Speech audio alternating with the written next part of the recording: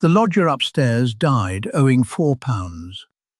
And, in the West Port of Edinburgh, in the year 1827, you cannot bury a debt. Tonight, you and your friend will carry a tea chest through the dark, toward the one door in this city that pays for what's inside and never asks a single question. But that comes later. For now, the candle is lit, the body is warm, and nobody in this house has broken any law at all. You are William Burke, Irish, like half this street.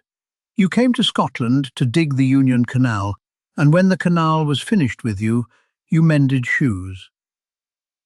Your friend is William Hare. He keeps this lodging house in Tanner's Close. 8 beds, 3 to a bed, tuppence a night, and no questions here either. The dead man is called Donald, an old soldier. His army pension kept him in a bed by the wall, until this morning, when it stopped. He died of the dropsy, quietly, naturally, owing William Hare £4 in rent that his pension will now never pay. £4. 2 months' wages for a working man. And the only thing Donald left behind is the one thing nobody is allowed to sell. The parish has already sent a coffin, plain deal boards, a pauper's box, bound for a pauper's pit. In the morning they will come to nail it shut. And this is the moment. Sometime tonight, between the candle and the dawn, one of you says it out loud. The doctors buy bodies. Everyone in Edinburgh knows it. The anatomy schools pay for subjects, fresh ones, and the men who supply them dig in churchyards by night to keep up. You have never robbed a grave. You wouldn't know how. But Donald isn't in a grave. Donald is right here. So you pry the lid off the parish coffin, and from the tannery yard outside, you carry in armfuls of bark. You fill the box until it weighs like a man. Then you nail it shut, and you set what's left of Donald aside, under the bed, in the dark. Tomorrow the parish will bury £4 of tanner's bark, with full Christian indifference. And no one will ever look. You tell yourself the arithmetic. He's dead anyway. The pit gets a box either way, and £4 is £4. You wait for full dark. In November, in Edinburgh, the dark comes early, and it comes down like a lid. Donald goes into a tea chest. He was a small man, at the end. He fits if you fold him. And then you are out in the wynds, 2 labourers and a wooden box, walking through the steepest, oldest, most crowded city in Britain. Above you, the castle sits on its black rock. Below you, 10 stories of tenement stack, family on family, lamplight on lamplight. Every street here has eyes. Sellers, beggars, drunks rolling home. The watch with their lanterns on the corners. The box is not heavy, that's the strange part. What's heavy is the question you rehearse at every corner. What's in the chest, gentlemen? A watchman's lantern swings at the mouth of a close. You keep walking. Steady. 2 men moving furniture, nothing more. He looks at you. You nod. He nods. And the whole trade of the next 14 months slides past on that nod. Here is the truth you are learning with every step. Nobody stops a poor man carrying a box. Boxes are what poor men are for. There is only one problem. You have the goods. You do not know the market. Where, exactly, does a man sell a man? So you ask, God help you. You stop a young gentleman in the street, a student by his books, and you ask where the anatomists keep. He doesn't flinch. He doesn't whistle for the watch. He gives you directions, easy as pointing out a tavern. Number 10, Surgeon's Square. Dr. Knox's rooms. Everyone knows the address, it turns out. It was never a secret. It was only quiet. Dr. Robert Knox. the most popular anatomy lecturer in Edinburgh. 500 students a year crowd his theatre, and every one of them needs something to cut. The law gives the schools almost nothing: the bodies of hanged murderers, a few unclaimed dead. A dozen a year, for a city that teaches surgery to the world. The rest is arithmetic: demand, supply, and the going rate.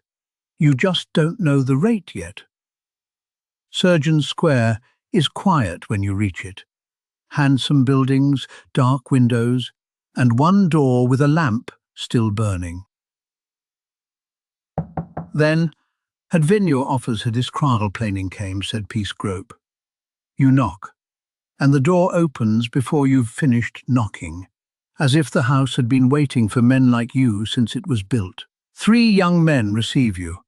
Dr. Knox's assistants, students themselves, in shirt sleeves, up late among the specimens. You say you have a subject. The word comes out of your mouth like you've been in the trade for years. Subject. Not Donald. Not the man. A subject. Nobody asks your names. Nobody asks his. They ask you to bring it up the stair, and they light the way with a candle.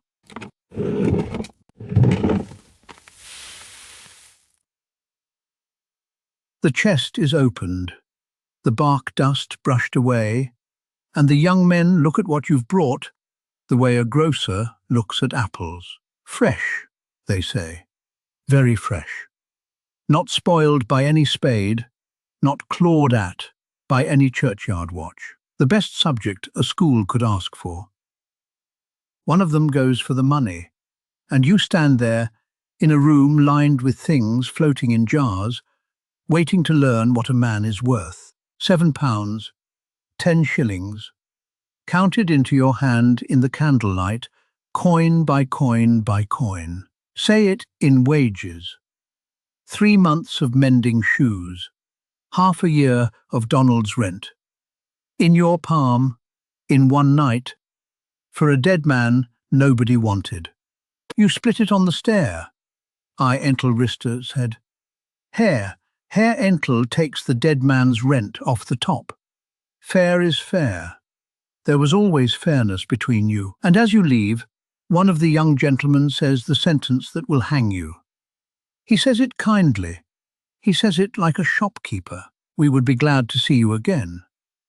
We heard of a Sethu Igniton when you have another to dispose of. The wundred taid up and earned his twerns the buriers, the leap sold turned to COVID. The door closes, the lamp goes out, and you stand in Surgeon's Square with more money than you have ever held, listening to that sentence settle. The walk home is the same streets, the same watchmen, the same nods. But the city has changed shape around you. Every close you pass is full of lodgers now. Every stair is full of pensions and rents and bodies keeping themselves, for the moment, alive. You are not a murderer. Tonight, that is still true. You are just a man who has learned what the back door of medicine pays. Back in Tanner's close, the candle is still burning. And in the far bed, the miller called Joseph turns over and coughs and burns with fever. He has been sick for days. He might mend, he might not. A week ago you would have said, "Poor devil," and meant it. Now you catch yourself doing a different arithmetic. The freshness, the stare, the candle-lit hand counting out coin. And you stop yourself, almost. No grave was robbed tonight. No law was broken. And that is the last true thing you will ever be able to say, because somewhere behind you in the dark, your friend is watching Joseph too, and he asks the question that will kill 16 people. Who else won't be missed?